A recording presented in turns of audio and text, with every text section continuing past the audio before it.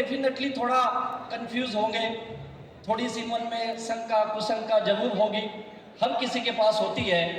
और जो हमारे इस बिजनेस में ऑलरेडी हैं लेकिन अभी तक उतना जोर से काम नहीं कर रहे या उतनी उम्मीद के साथ या उतने कॉन्फिडेंस के साथ काम नहीं कर रहे, आज इन सभी कामयाब लीडर को सुनने के बाद आपका जोश और जुनून कई गुना ज्यादा बढ़ गया होगा। कितने लोगों की विश्वास हो गया कि माय लाइफस्टाइल मेरी जिंदगी में भी कामयाबी लेके आएगी? हो गया विश्वास? यही हमारा काम था भैया, अब काम खत्म हमारा। अब आपका काम शुरू होगा, क्योंकि कामयाब बनना आज के दौर में इतना आसान भी नहीं है भाई, इतना आसान नहीं है। अगर मैं कामयाबी की डेफिनेशन की बात करूं तो क्या परिभाषा हो सकती कामयाबी की? क्या हो सकती है? एक अगर यंग बच्चा है वो सोचेगा मुझे अच्छी नौकरी लग जाए तो मैं कामयाब हो जाऊंगा। अगर कोई ऑलरेडी जॉब कर रहा है सोच रहा है मेरा प्रमोशन हो जाए तो मैं कामयाब हो जाऊंगा। कोई बिजनेस कर रहा है सोच रहा है मेरी बिजनेस थोड़ी ज्यादा बढ़ जाए तो मैं कामयाब हो जाऊंगा। हर किसी की अपनी अपनी परिभाषा होगी, लेकिन आज के युग में और खास करके अपने इस भारत देश में बड़ी कामयाबी हासिल करना बहुत मुश्किल है। छोटी छोटी कामयाबी मिल सकती है, क्योंकि आज कंपटीशन बहुत है और बाहर की दुनिया में आप देख रहे हो पढ़े लिखे लोगों का भी हाल बहुत बेकार है।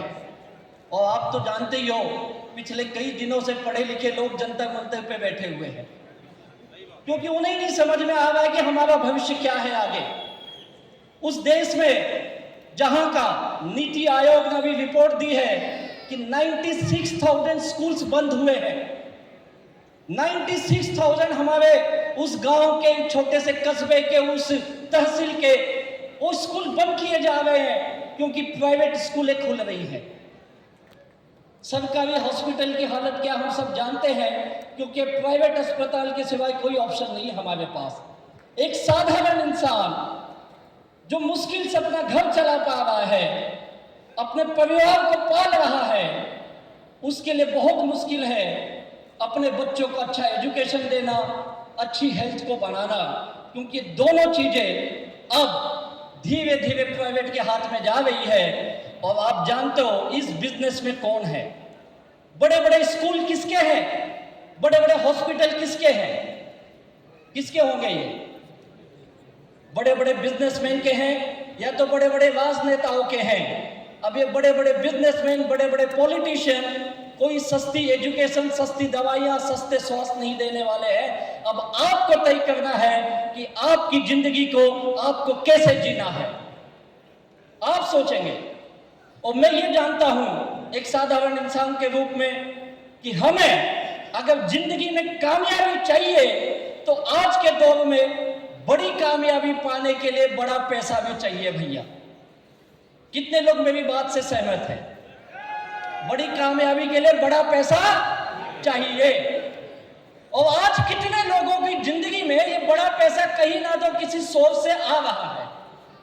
आ रहा है? नहीं आ रहा है। बहुत कम लोगों के पास आ रहा है, बहुत कम लोगों के पास ये मौका है।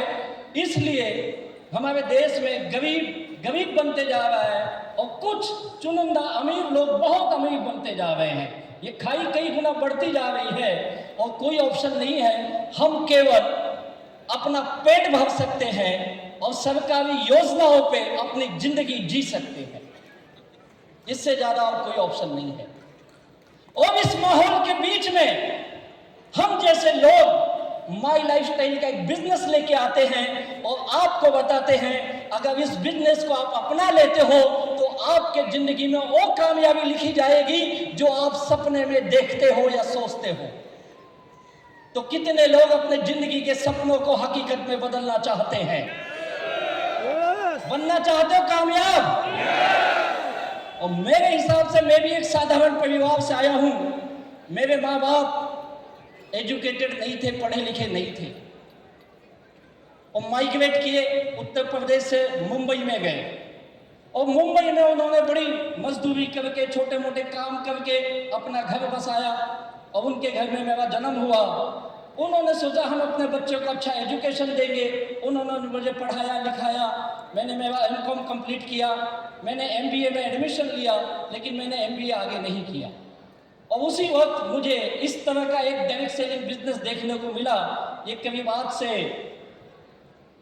26, 27, 28 साल पहले की बात है। और मैं बड़ा इमोशनल हुआ, बड़ा मोटिवेट हुआ ये बिजनेस देख के।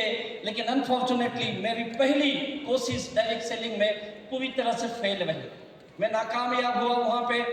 मैंने 2-2.5 साल उस सिस्टम में काम किया, लेकिन पैसे नहीं बना पाया। फिर मैं अलग अलग बिजनेस किया। कभी मैंने छोटे से दुकान खोले, होटल खेले, मैंने LIC का एजेंसी लिया, रियल एस्टेट का एजेंट का काम भी किया। ऐसे छोटे छोटे बहुत सारे काम किए, लेकिन मुझे कामयाबी नहीं मिली।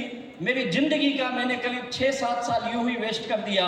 और उसके बाद न चाहते हुए मैं नौकरी करने लगा। अब जब मैं नौकरी कर रहा था, मेरी जिंदगी बड़ी मुश्किल हालात में थी। और उस वक्त मैं जाने अनजाने कर्जे की दुनिया में आ चुका था। मैंने 7-8 लाख का लोन उठाया था, और वो 7-8 लाख का लोन बढ़ते बढ़ते 24-25 लाख हो गया। और एक साधारण परिवार में हमें एक ही चीज़ सिखाया जाता, वो ये, बेटा 2 रोटी कम खा, लेकिन दरवाजे पे मांगने वाले नहीं आने चाहिए। और मेरी हालत ऐसी थी कि मैंने बहुत सारे यहाँ वहाँ से पैसे उठा के कर्जे में डूबा था, तो मांगने वाले हर दिन 1-2 तो आ ही जाते थे। और उस वक्त मुझे घर से एक ही वार्निंग मिली, आज के बाद तू कोई बिजनेस नहीं करेगा, तू केवल नौकरी करेगा। और न चाहते हुए मैं जॉब करने लगा, और जॉब कर ही रहा था। उसी वक्त एक इंसान मेरे जिंदगी में आए, जिनको मैं कभी जानता नहीं, कभी मिला नहीं। मेरे एक दोस्त है मिस्टर पिल्ले करके। मिस्टर पिल्ले उन्हें मेरे घर लेके आए, और मैं अपनी जॉब पे था। बाद में मैं उनसे मिला, और उन्होंने मुझे ये बिजनेस बताया। और आज मैं बताऊं, जिन्होंने मुझे उनसे मिलाया, मिस्टर पिल्ले इस बिजनेस में नहीं है, आज वो केनिया में नौकरी कर रहा है। और जिस व्यक्ति से मैं मिला, उनको मैंने 1.5 साल केवल मना बोला, सर ये मुझसे नहीं होगा, सर ये मुझसे नहीं होगा, मैं नहीं कर सकता, मैं नहीं कर सकता, मैं एक बार किया फेल हो गया, ये है वो है, दुनिया भर के बहाने मैंने 1.5 साल दिए। लेकिन 1.5 साल के बाद उस ऊपर वाले ने मुझे थोड़ी सी बुद्धि दी, मेरे दिमाग में थोड़ा प्रकाश आया, और ये समझ में आया, एक बार करके देखने में हर्ज क्या है। अगर इतने लोग पैसे कमा रहे हैं तो मैं भी कमा सकता हूँ। मैंने भी कई लोगों को देखा, उनको सुना, और अंदर एक चाहत जागी, एक विश्वास जागा। और वन फाइन डे मैंने ये बिजनेस शुरू किया। और 1.5 साल जिस व्यक्ति ने मेरी उस बकवास को सुना, फिर भी मुझे हमेशा मोटिवेट करते रहे, राजेश तू कर सकता है, तू कर सकता है। नन अदर देन मेरे great upline Shri Dayanand sir को तहे दिल से वंदन करता हूँ। और फिर धीरे धीरे मैं ये बिजनेस सीखने लगा, आगे बढ़ने लगा। और मैंने अपने 3रे महीने तक मैंने पार्ट टाइम किया, 4थे महीने में अपनी नौकरी छोड़ के फुल टाइम ये बिजनेस करने लगा, क्योंकि ये कॉन्फिडेंस मुझे मिल गया था, मैं ये काम कर लूंगा।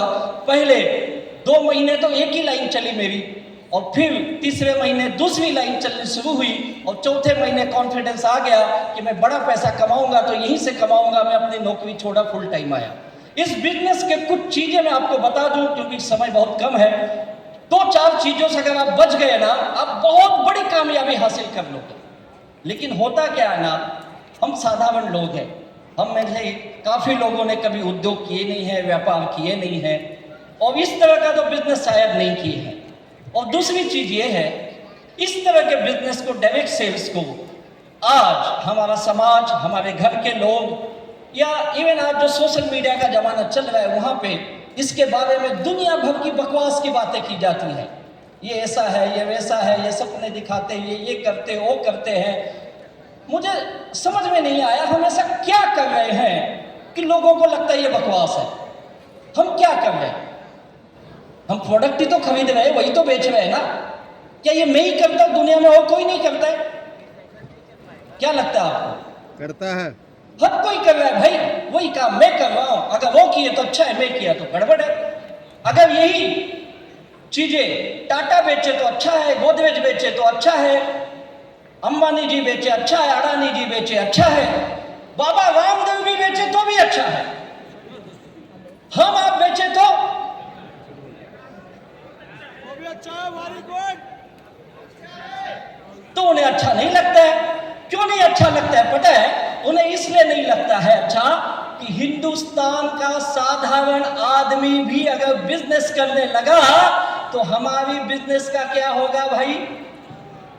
अगर ये भी बिजनेस समझ गया तो ये भी कल को लखपति करोड़पति बन जाएगा तो हमारा माल कौन खरीदेगा? और जो सोशल मीडिया में हमारे बारे में बकवास लिखते हो इसलिए लिखते हैं क्योंकि उनको यहां कामयाबी नहीं मिली तो उनको लगता है मुझे नहीं मिली तो तुझे कैसे मिलेगी। तो लोग क्या कहते हैं ये इंपॉर्टेंट नहीं है, इंपॉर्टेंट ये है आपका काम तय करेगा कि आपके बारे में लोग क्या बोलेंगे। मुझे भी शुरू में बोला गया, जब मैंने बिजनेस किया 6 महीने मेरे पिताजी मुझसे बात नहीं किए, बोले तू पागल है, तू तो पहले से ही नालायक था, आज तूने सर्टिफिकेट लेके आ गया। ये कोई काम है?